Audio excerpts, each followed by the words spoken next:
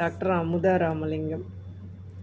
இரண்டகால இலக்கியம், இடைக்கால இலக்கியம் என்று சொல்லக்கூடிய ஐம்பெரும் காப்பியங்களில் ஒன்றுதான் சிலப்பதிகாரம். இது அனைவருக்கும் தெரிந்த ஒன்றுதான். புதிதாக நான் ஒன்றும் சொல்லவில்லை. இருந்தாலும் அதனுடைய இரட்டை காப்பியங்கள் என்று சிறப்பு பெற்றிருக்கக்கூடிய சிலப்பதிகாரமும் மணிமேகலையும் சிறந்த கருத்துக்களை எல்லாம் நமக்கு காலந்தோறும் கொடுத்து கொண்டே இருக்கின்றது. எத்தனையோ வருடங்களுக்கு முன்னால் தோன்றிய இலக்கியங்கள் இன்று வரை நமக்கு வழிகாட்டுகின்றன, வாழ்விக்கின்றன. சிறந்த இலக்கியங்கள் இன்றளவும் அழியா புகழ்பெற்று அளவில்லாமல் போற்றப்படுகின்றன. அந்த வகையில் இரட்டை காப்பியங்களில் ஒன்றான மணிமேகலையில் உண்டி கொடுத்தோர் உயிர் கொடுத்தோரே என்று சொல்லப்படுகிறது. அதுக்கு என்ன அர்த்தம் அப்படின்னு கேட்டிங்கன்னா, உணவு கொடுப்பவர்கள் உயிரை கொடுப்பதற்கு சமமானவர்கள். அதனால தான் இந்த தானமும் தர்மமும் செய்துக்கிட்டே இருக்காங்க.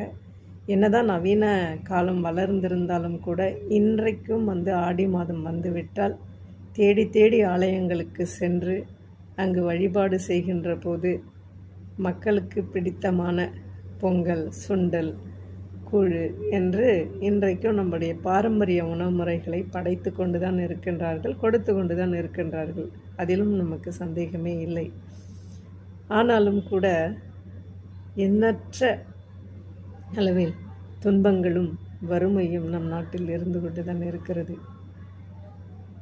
அதனால் படைப்பதையெல்லாம் கொடுப்பதோடு மட்டுமல்லாமல் இதை படைக்கும்போது மட்டும் கொடுக்காமல் எப்போதும் நம்மால் முடிந்ததை எல்லோருக்கும் அமுத சுரபி போல் இல்லாமல் அளவோடு கூட கொடுத்தாலும் அதை நாம் எப்போதும் யாரேனும் ஒருவருக்கு கொடுத்து கொண்டே இருந்தால் அதைவிட சிறப்பு வேறொன்றும் இல்லை என்பதை பதிவிப்பதற்காகத்தான் இப்போது உங்களோடு நான் இந்த கருத்தை எடுத்து சொல்ல வந்தேன்.